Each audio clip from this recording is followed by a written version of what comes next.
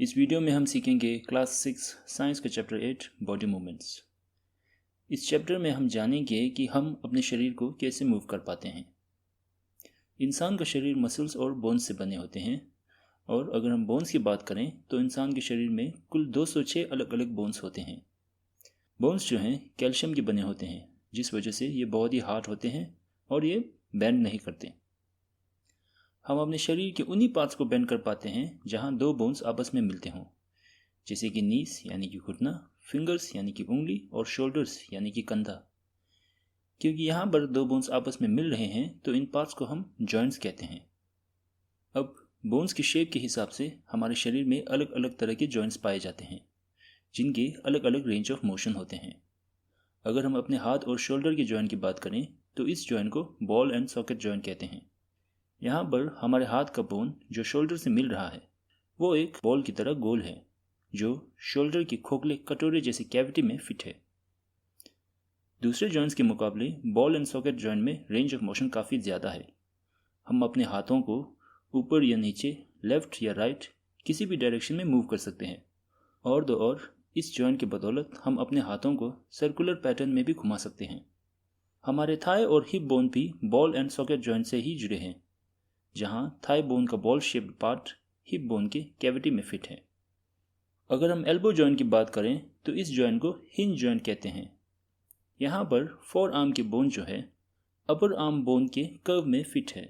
Hinge joint में range of motion काफ़ी कम है। हम अपने हाथ को सिर्फ फोल्ड या एक्सटेंड कर सकते हैं। ऊपर या नीचे हिंज जॉइंट में सिर्फ यही मोशन पॉसिबल है।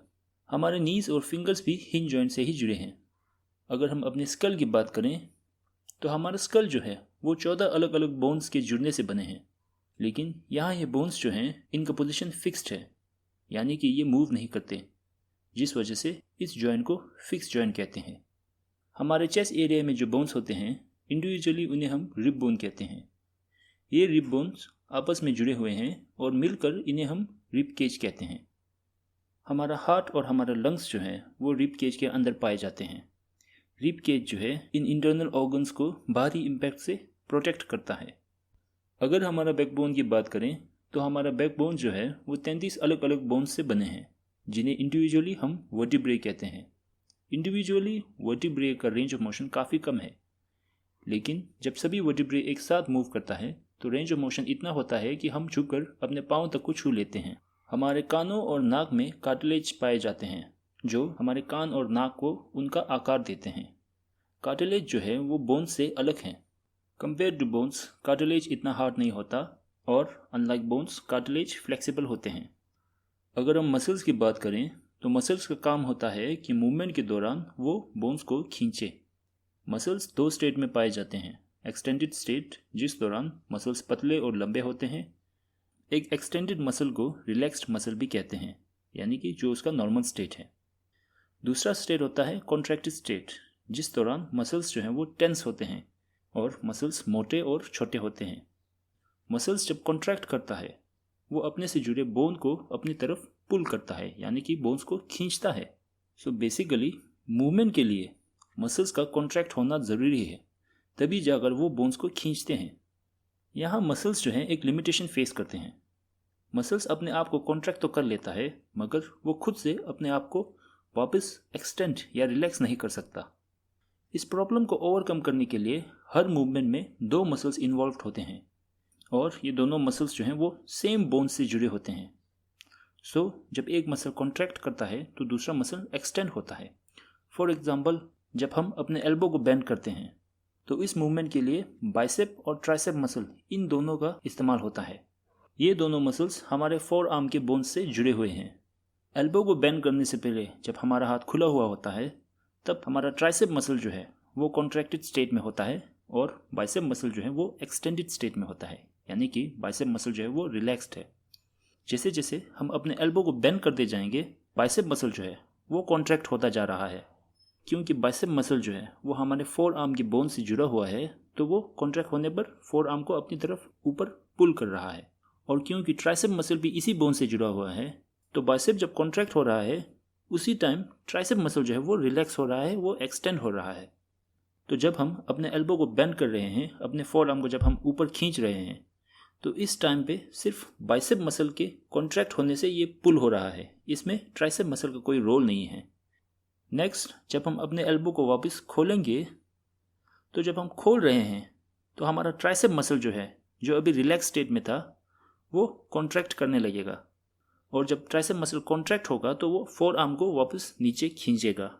और यहाँ पे बाइसेप मसल भी इसी बोन से जुड़ा हुआ है तो वो रिलैक्स होगा। सो इस मोशन में बाइसेप मसल का कोई रोल नहीं है, सिर्फ ट्राइसेप मसल जो है वो हमारे फोर आर्म को नीचे खींच रहा है। नेक्स्ट हम बात करते हैं जानवरों में मूवमेंट कैसे होता है, जानवर कैसे मूव करते हैं। अगर हम अर्थवर्म की बात करें तो अर्थवर्म का जो शरीर है वो इंसानों से बिल्कुल अलग है। जहाँ इंसानों का शरीर बोन्स और मसल से बने हैं, अर्थवर्म के केस में सिर्फ मसल है। उनके शरीर के निचले तरफ बाल जैसे स्ट्रक्चर्स होते हैं जिसे ब्रिसल्स कहते हैं। आगे बढ़ने के लिए अर्थवर्म्स अपने शरीर के पिछले छोर में मौजूद ब्रिसल्स को ज़मीन में डालकर ज़मीन को पकड़ते हैं और अपने आगे के शरीर को एक्सटेंड करते हैं।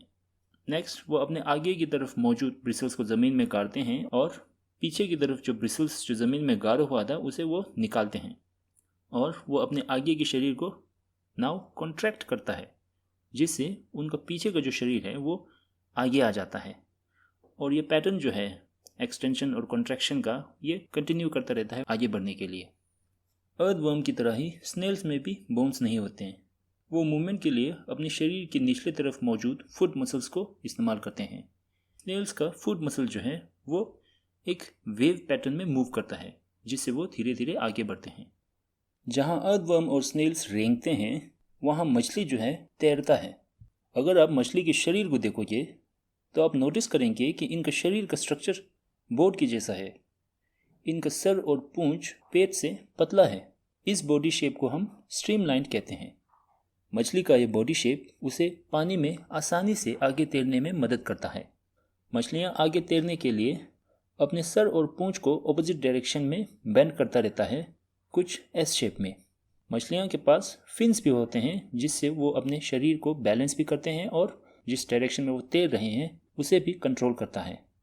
मछलियों की तरह ही सांप भी अपने शरीर को बहुत सारे कर्व में बेंड करता है ताकि वो आगे बढ़ सके।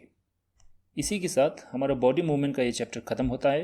अगर आपको ये लेक्चर समझ में आया और आपको ये वीडियो इंटरेस्टिंग लगा तो इस वीडियो को लाइक कीजिए, शेयर कीजिए और चैनल को सब्सक्राइब कीजिए। मिलते हैं अगली वीडियो में। Thanks for watching. Good bye.